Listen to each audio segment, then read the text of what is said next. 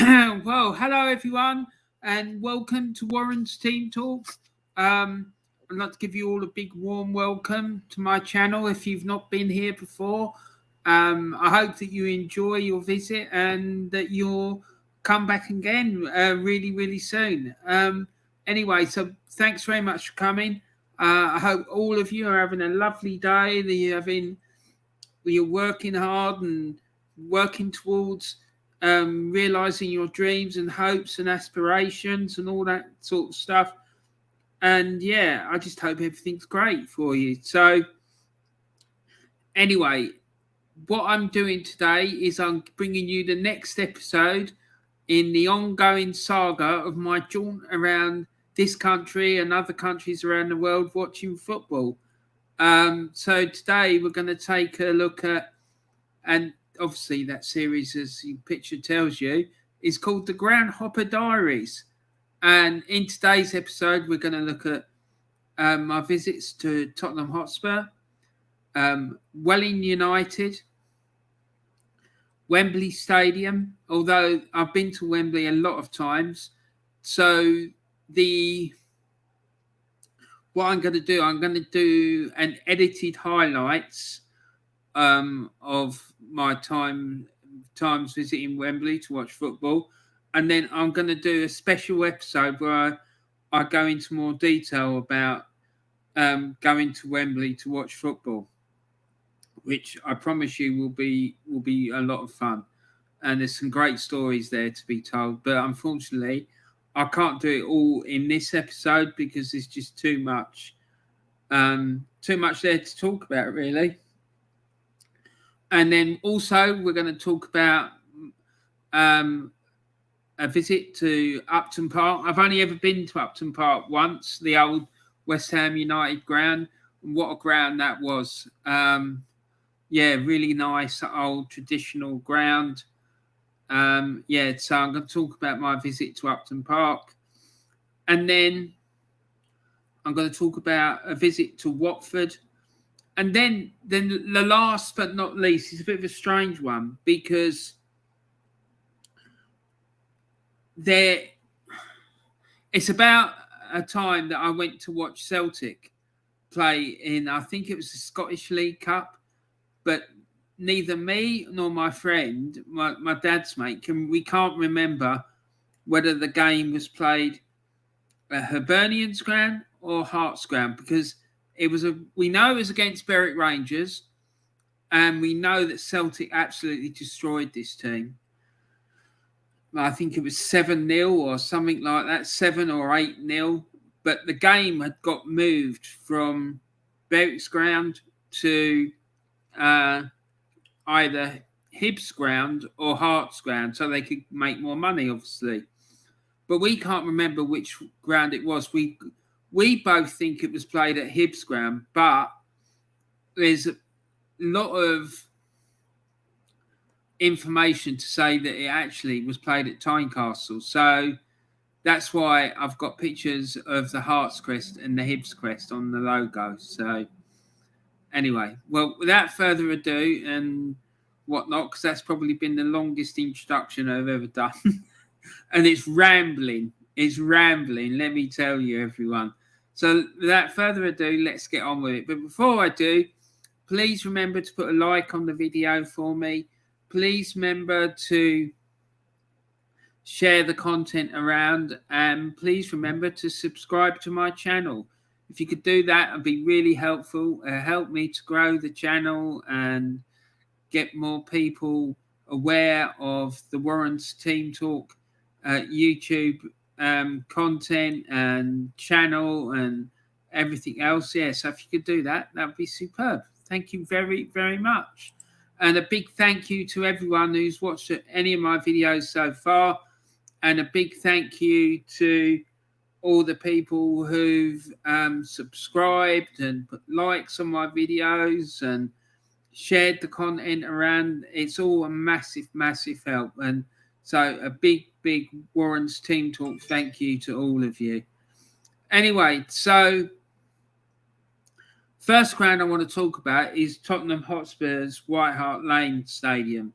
Now, I've been to White Hart Lane a few times now, mostly during the late 1980s.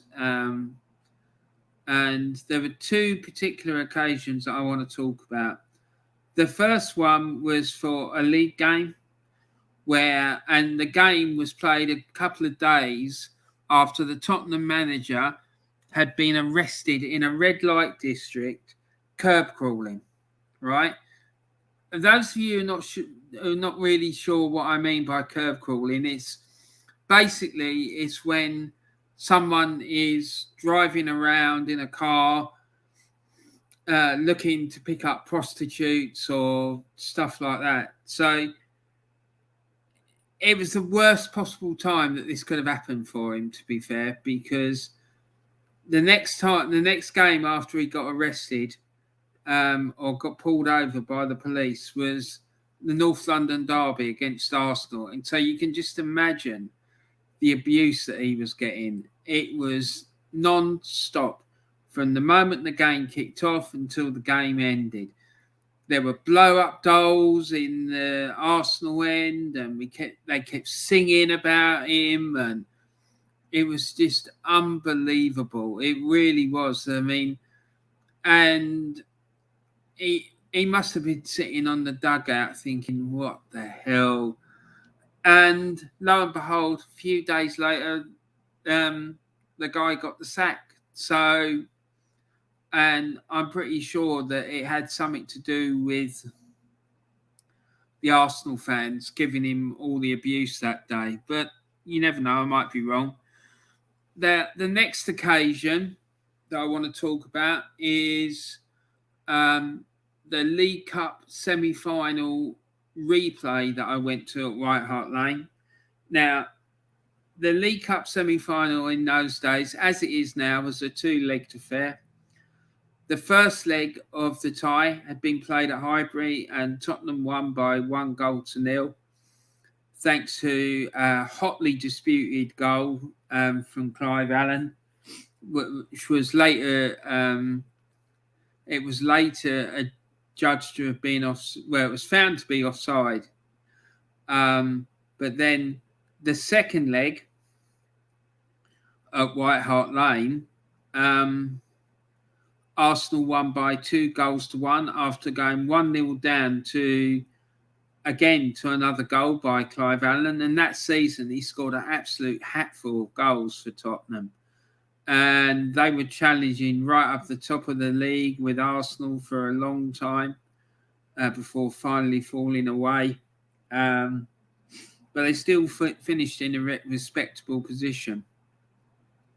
But anyway, so the game ended 2-1 to Arsenal, and that meant there had to be a replay. The game didn't go to extra time and penalties.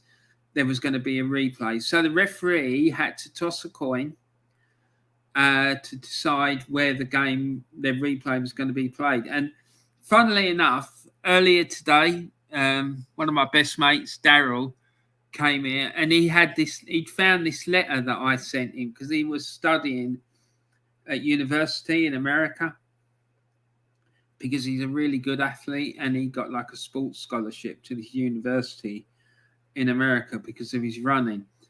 And I'm telling him the story about what happened in this semi-final. And it appears that I was telling him in the letter that was written around the time that this semi-final happened that David Pleat won the toss, and he decided that he wanted to play the game at White Hart Lane. So the game was played at White Hart Lane, the replay I'm talking about. So the replay came. Halfway through the second half, Tottenham took the lead, 1-0 up. And with about 10 minutes to go, Charlie Nicholas got injured and had to be carried off. And a guy by the name of Ian Allinson came on. Now, during this time as well, the public address system at Tottenham started announcing how the Tottenham fans could get their tickets for Wembley, right? Big mistake. Big mistake. because all that did was act as a massive motivation for the Arsenal players. Shortly after, Ian Allison scored an equaliser to take the game to 1-1. And then in the dying minutes of the game, Rocky Rocastle danced his way through the Tottenham defence and scored the goal. Excuse me, sorry. Yeah, scored the goal that knocked Tottenham out of the League Cup and sent Arsenal to Wembley. And I saw the letter this morning, right?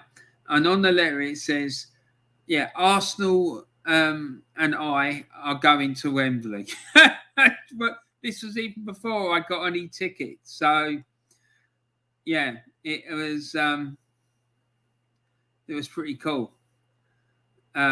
Pretty cool night. And it didn't end there, let me tell you. And this is... there's a comment here from This Is Luca's Life. Hi, Luca. How you doing, sir? Nice to see you. I caught a glimpse of your stream that you did as a reaction to that Italy Northern Ireland game. Mate, I share your pain. I really do. Drawing at home 0-0 with Northern Ireland, that ain't good, mate. That ain't good. I don't really get it. I don't understand So what's going to happen? I know obviously Italy are going to have to go through a playoff, but do you think that Mancini's going to lose his job? But yeah, anyway, but it's nice to see you, mate. I hope you're okay, and thanks for coming into the chat. Yeah, so after the game, we were kept in for about 45 minutes, I suppose, which was normal in those days. It was a mechanism to keep both sets of supporters apart from each other. And yeah, I was just absolutely ecstatic. I was literally, it was one of the happiest moments I've ever had at a football match. Then me and I think there was with about two other guys were walking down the Tottenham High Road, singing our heads off and taunting all the Tottenham fans. But I must have been met off my head. It's taking my bloody life in their hand, because I certainly wouldn't do something like that now. Well, I wouldn't be able to in the situation I'm in, but if I was able to, there's no way that I would go down the Tottenham High Road singing my head off the way that I was and whatnot. It was just a madness. It absolutely was an absolute madness. But yeah, nothing happened. The only thing that happened is when we got to the tube station, which was a couple of miles walk down the road, we went to get into the tube station, and these couple of Tottenham fans said to us, "What's the matter? Can't you handle us?" And we hadn't even seen or heard anything of them all the way down. But yeah, there you go. So I just laughed at them and carried on with my journey. So there you go. That was that. So yeah, that was my edited highlights of my experiences of watching football at White Hart Lane. And the thing is about White Hart Lane's ground at that time, the away end, it was I was down quite near the front, and the problem was at White Hart Lane at that time, the terracing at the front was quite low, so your head would be sort of almost level with the surface of the pitch, so it'd be very difficult to see exactly what was going on. So yeah, that was a bit mad that night in particular. The atmosphere was just electric. It really was. And some of the chanting was going too far, in my opinion, but there you go. And I remember Charlie Nicholas coming out and saying that the atmosphere at that game was the closest thing he ever experienced at a football match in England to an Old Firm game. So yeah, there you go. That really says it all, doesn't it? So the next ground I want to talk about is West Ham United's Upton Park. Now, I really like Upton Park. Well, I did like Upton Park. Obviously, it's not there anymore. Luca's come in with another chat. Hi, Luca. Nice to see you again. How are you? He says. Yeah, I'm all right, mate. Like I said, I don't know if you heard me earlier, but I caught a glimpse of your reaction video for the Italy Northern Ireland game.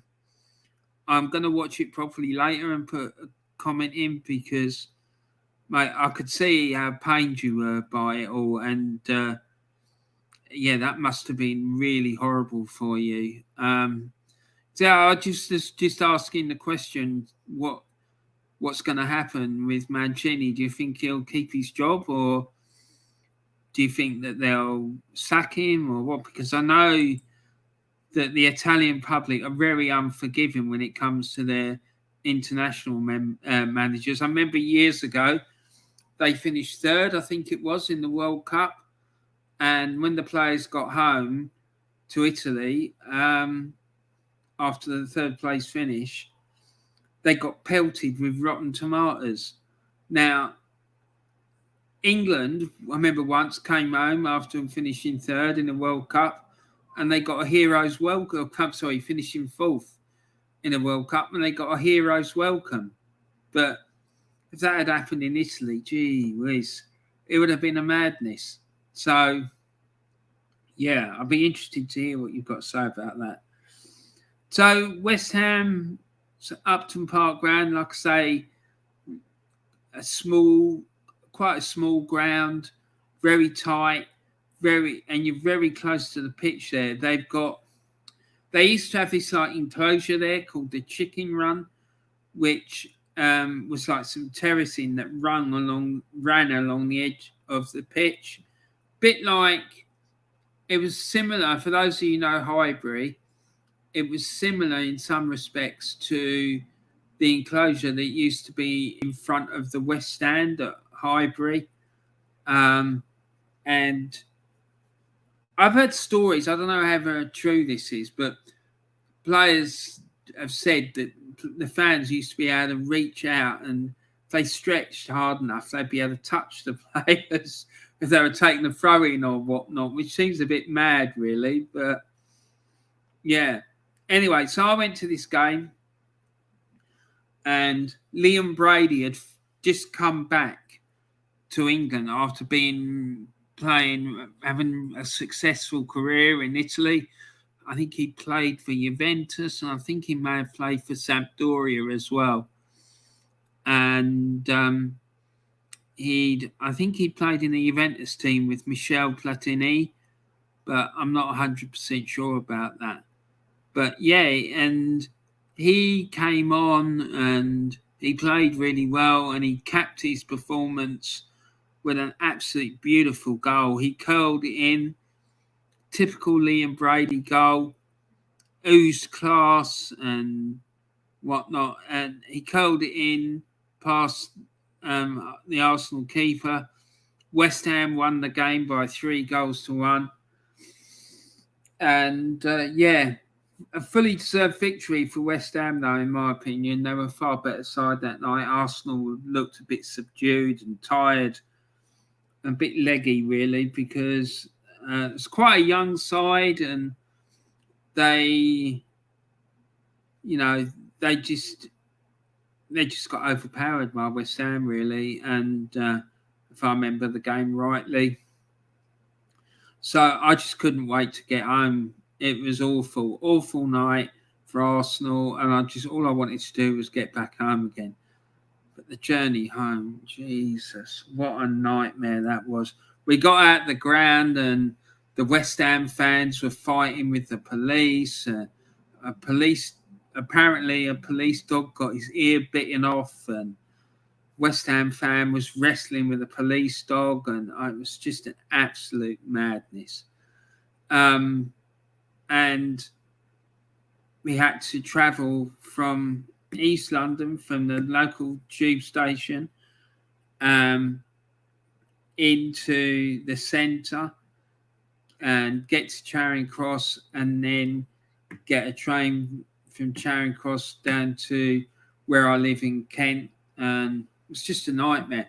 Absolutely, it took over 2 hours to get home. It was awful, absolutely awful. So yeah, that was my experience of going to Upton Park. I mean, the ground itself is beautiful, but the journey getting there and coming home again, I don't ever want to have to do a journey like that again to go and watch a game of football. It was horrendous. So yeah, that was Upton Park. So next one, Watford's Vicarage Road. Now I went to this game, watched Watford play Swindon Town, and it was in the old second division, when the second division in England was the second tier of English football. And I went to this game with a massive Swindon fan, and he was from Swindon, and he was married to this old neighbour of mine, really good friend of mine. And yeah, Swindon absolutely ripped Watford to pieces. They were managed, Swindon, at the time by Glenn Hoddle, and he had them playing the most amazing football you can imagine, which wasn't surprising really when you think that he was managed in his career at Monaco by Arsene Wenger, and he claims that he learnt a lot from Arsene Wenger about management and whatnot. But yeah, I remember watching this game and thinking, my God, this is the sort of football that I want to see on a weekly basis. And so when I heard that Arsenal were going to look to recruit Arsene Wenger, and knowing that Glenn Hoddle had been quoting Arsene Wenger as his main massive influence on his coaching career, I got really excited. I have to say, I got really, really excited. Yeah, so another ground that was quite difficult to get to. But yeah, it was great. A massive win for Swindon and a great day out. And another really nice ground. I really liked Vicarage Road. It was great. So yeah, there you go. Next one I want to talk about is Welling United's Parkview Road. Now, Welling United, for those of you who don't know, is in North Kent. It's, how can I explain it? It's sort of near, for those of you who know Kent, it's like in the north of Kent, sort of North Kent, South London sort of area, southeast London. Not a particularly nice area at all. In fact, at one point, I believe the British National Party had a shop in Welling, but the less said about that, the better, really. Yeah, so we went to this game, and me and my mate Mick, we went to this game, and we met up with a couple of mates of mine who lived near Welling, and used to now go to Welling's ground a few times, and we met them and went to the game.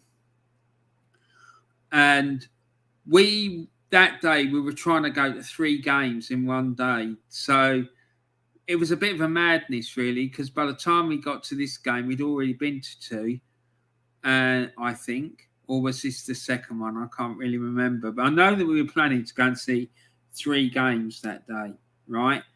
And this game, it was awful. It was awful. And Welling United had this striker, and he was tiny. He was a tiny wee guy. He was only about 5'7", 5'8", something like that. And I think Welling won the game by 2-1. And the Welling winger ran down the pitch, and he crossed this ball into the penalty area. And this little striker, the one I was telling you about, who's about 5'7", 5'8", he out-jumped like his defender from the opposition, who was about 6'2", 6'3", to score a header. How the hell he managed to do that, I don't know. But yeah, it was a madness because we were exhausted. And I'm pretty sure now, thinking about it, this was the third game of the day for us. So yeah, very, very interesting day, and one of 3 games that we went to that day. So yeah, interesting times. So the next we come on to, now this was when I went to this game I'm going to talk about now. Is when Celtic played Berwick Rangers in a League Cup tie. And they were drawn against Berwick Rangers. Berwick were drawn at home. And to help the club get more money, Berwick Rangers had the tie moved to either Hart's ground or Hibs grounds. But I can't remember whose ground the game was actually played at. And neither can my dad's mate either. We think it was played at Tynecastle, at Easter Road at Hibs. But then there's lots of stuff that I've seen online that tends to suggest it was played at Tynecastle, which is Hart's grounds. But I'm pretty sure it wasn't. It was played at Easter Road. But anyway, so this game took place at one of these 2 grounds in Edinburgh for sure. And we didn't have a ticket. We didn't have tickets for the game. We just rocked up there thinking we'd be able to get a ticket and it'd be fine. And we got there and we found out it was an all-ticket game. And we were walking down outside the ground trying to get a ticket, and we bumped into this group of Celtic supporters, and one of them took it on himself that he was going to take it into his hands to make sure that we got tickets, bless him. And he was like making a T sign with his fingers of his hands, sort of like this. Yeah. And holding it up in front of all the supporters' buses as they came down the road. And fair play to him, we managed to get tickets. But not only did we get tickets, we got tickets in the players' enclosure in the ground. So there we were, we bowled into the ground. We're sitting in the players' enclosure, and we're sitting there. We're sat next to Darren Jackson's mum. And what a lovely lady she was. Really, really nice lady. And we were chatting to her about the game, about Darren Jackson's career and all this sort of carry on. And yeah, it was a mad day. Celtic won the game, as I said, by 7-0. And I think Henrik Larsson was playing when he still had his dreadlocks and whatnot. But yeah, don't ask me who scored because I haven't got a clue. But yeah, 7-0. It was crazy. So yeah, great day, great fun, and really nice talking to Darren Jackson's mum. Bless her. So yeah, that was that. Now, the next ground I want to talk about is Wembley Stadium. Now, I went to Wembley Stadium a lot, right? Basically, because I live in Kent, it's very easy to get to. It's about 2 hours away. And all you have to do is get a train into Charing Cross. Then from Charing Cross, you get a tube. You go up on you get to yourself up to Baker Street on the tube, and then you change, you get on the Metropolitan line, and it's like 2 stops up to Wembley Park. And then it's just a short walk, and you're there at the ground, down Wembley Way and all that carry on. So, yeah, fantastic stuff. Now, one of the first times I went there was obviously the 1980 FA Cup final. But I think I've spoken to you guys about that before. I went there to watch Arsenal play West Ham in the FA Cup final. And then So, but I'm not going to talk about much that today. I'm going to talk about a couple of other games, and then I'm going to do a special. I'm going to do a special video about my experiences for the Groundhopper Diaries series about Wembley Stadium and some of the exploits I've had watching football at Wembley. Now, one occasion I went there was for a World Cup qualifying game for England against Hungary. And I went with my dad and some of his workmates. In 1981, they got a big coach of them, went up from his workplace to watch the game. And as you can see, there's a ticket there. And that was my ticket. And you can see £3.50. £3.50. And we thought that was expensive. And that was 1981. Right, bear in mind at the time, I think it was about £1.20, £1.40 to get in at Arsenal. And there was a big coach of us all went up. Like, it was my dad, all his workmates. I was on the coach, and another one of his workmates' sons was on the coach. And we were sat together, and he was a good friend of mine, and we got on really well. We were playing on the coach together. And the banter between the lads was unbelievable. It really was.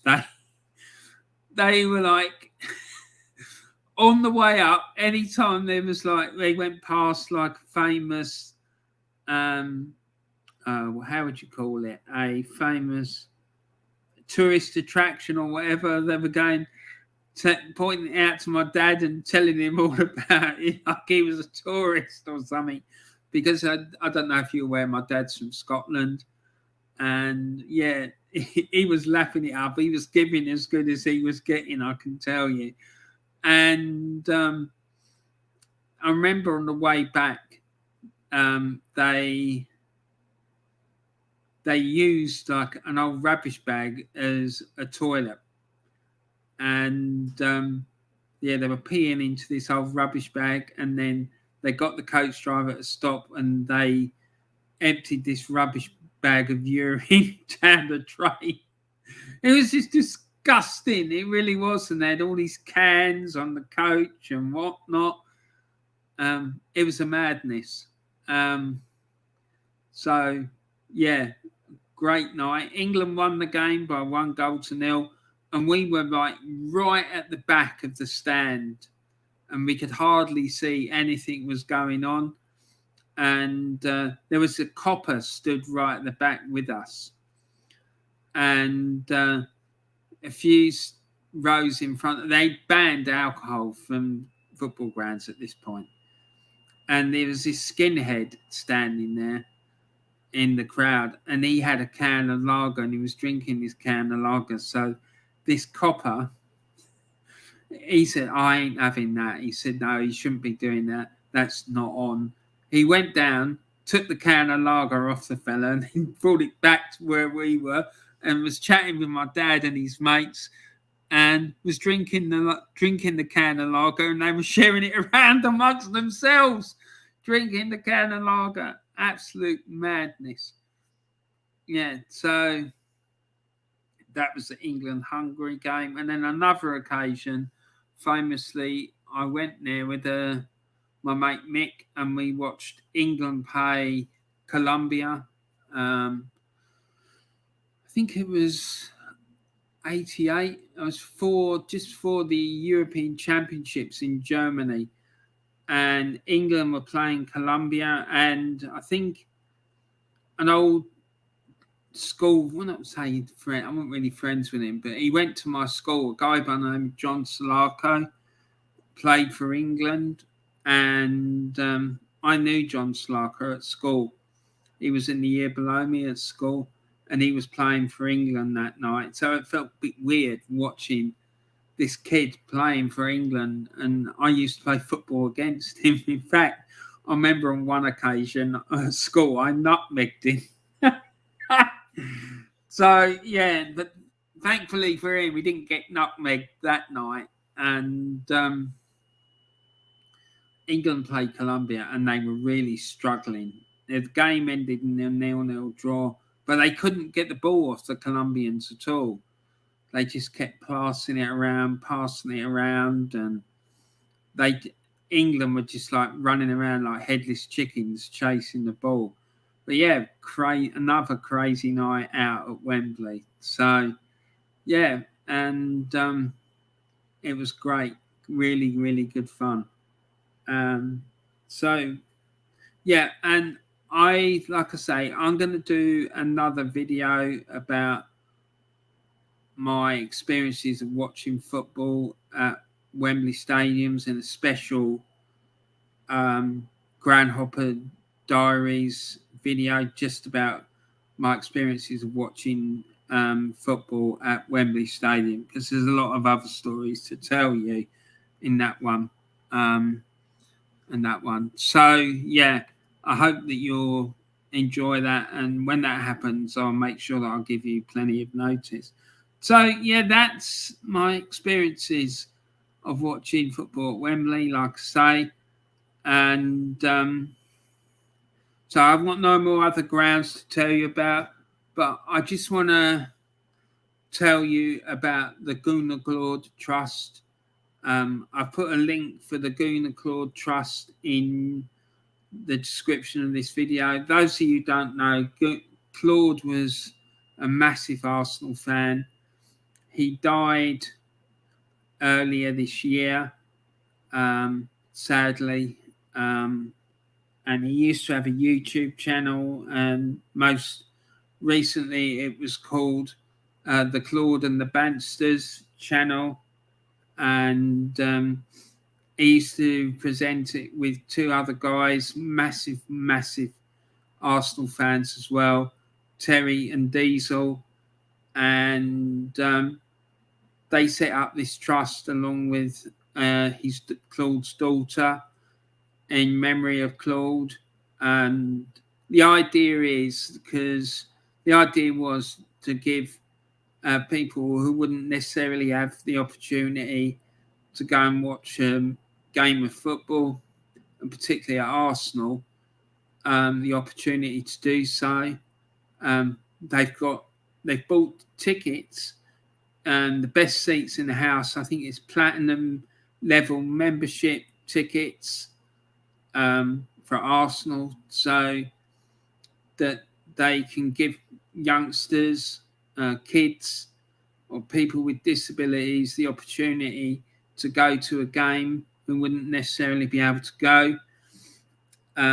So this, and it was Claude.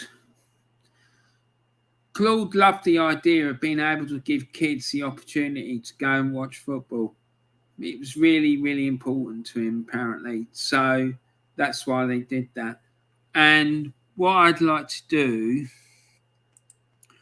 I wanted to show you something about this.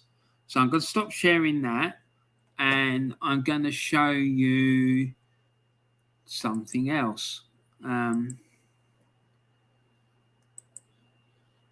Yeah, here we go. Now, this is from my Twitter account. Now, on here, it shows this young lad sitting in one of the A's of the famous Arsenal word at the Emirates Stadium. And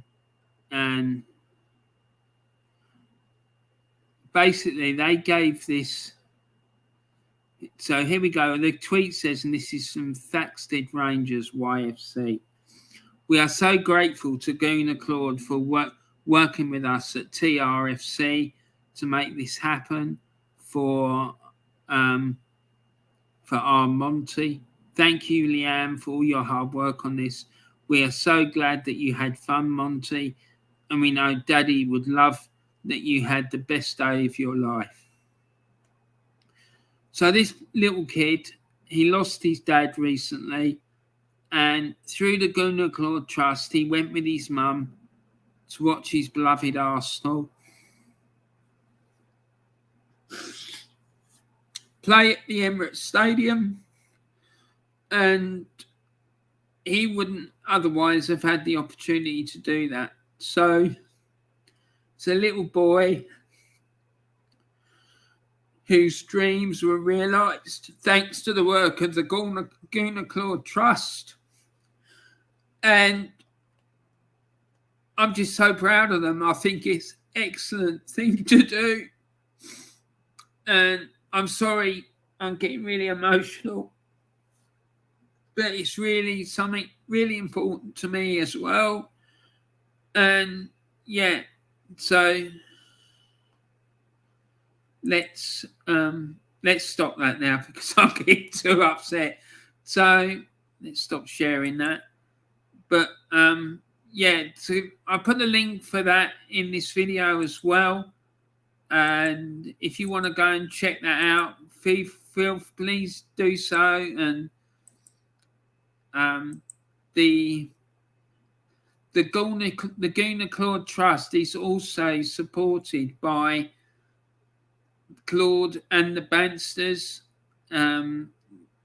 YouTube channel, and the money they make, some of the money they make from their YouTube activities goes towards supporting that trust. So please go and check out their YouTube channel. Apart from that, it's an excellent channel, and they put on some excellent content, and they the two guys, Terry and Diesel, when they're on stream together, it just kicks off big time. The two of them go at each other like cat and dog. It's just unbelievable. So yeah, there you go. Definitely you won't regret getting involved with their channel, because I don't. I love that channel. I really really enjoy it. And after what I found out the other day about the fact that they're supporting this trust as well, yeah, it's what else can I say? It's helping little kids' dreams come true, and it's great. And other great YouTube channels to check out is the Old School Gunners YouTube channel, the 3 Pointers TV YouTube channel, Arsenal Alex YouTube channel, and Drawn by Dre. All of those channels are excellent Arsenal channels, and all of them do excellent content and are well worth subscribing to. You won't regret it, especially if you're an Arsenal fan, and even if you're not, they're worth checking out and watching their content, because they do excellent content, believe you me. So yeah, that's some other channels for you to check out. And like I say, please check out the Claude and the Bansters channel and support them. They do great work. And when you go and check them out, if you've come from here, let them know that I told you about the fact I told you about them and whatnot. I'm sure they'd be delighted to hear that, because they know me. I'm on there on a regular basis because I love their work so much. So yeah, big them up and give them a sub and help them to help kids' dreams come true, please. So yeah, that's it then today for the 10th episode of the Groundhopper Diaries, where we looked at my visits to White Hart Lane, Tottenham's ground, Welling United, West Ham's Upton Park, and my visit to either Hibs or Hearts. We're not really sure what it was. Yeah, I wasn't drunk either. We just can't remember which one it was. And then just a very brief snippet of my experiences at Wembley Stadium, as well as my one and only trip to Watford's Vicarage Road. So there you have it. I hope you enjoyed that. And before you go, please put a like on the video. Please, if you haven't done so already, please subscribe to my channel And please remember to share the content around. That'd be really helpful and help me to really grow my channel. So thanks a lot, guys. Have a great day, and I look forward to seeing you all again really soon. Take care. Thanks a lot. Bye for now.